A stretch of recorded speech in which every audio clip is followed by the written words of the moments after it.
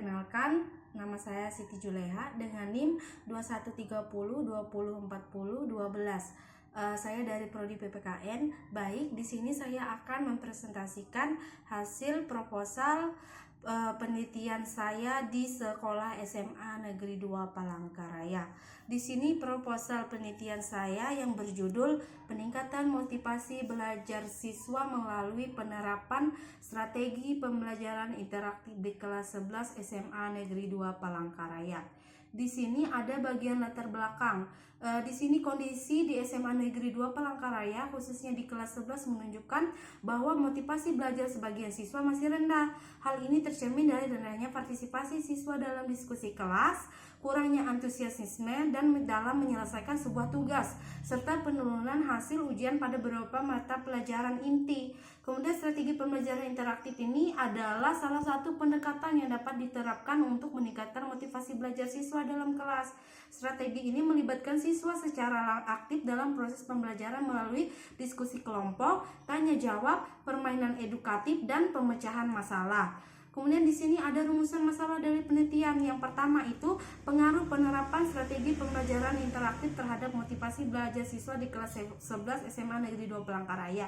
Kemudian yang kedua, bagaimana tingkat partisipasi siswa dalam proses pembelajaran PPKN setelah penerapan strategi pembelajaran interaktif. Kemudian yang ketiga, apakah pembelajaran interaktif dapat meningkatkan motivasi belajar siswa pada mata pelajaran PPKN di dalam kelas. Kemudian yang keempat, faktor apa saja yang menjadi penghambat dan pendukung dalam penerapan strategi pembelajaran interaktif untuk meningkatkan motivasi belajar siswa.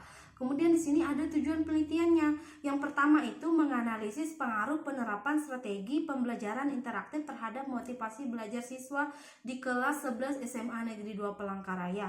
Kemudian yang kedua, mengetahui tingkat partisipasi siswa dalam proses pembelajaran PPKN setelah penerapan strategi pembelajaran interaktif. Kemudian yang ketiga, mengukur apakah pembelajaran interaktif dapat meningkatkan hasil belajar siswa. Kemudian yang keempat, mengidentifikasi faktor-faktor yang menjadi penghambat dan pendukung dalam penerapan strategi pembelajaran interaktif.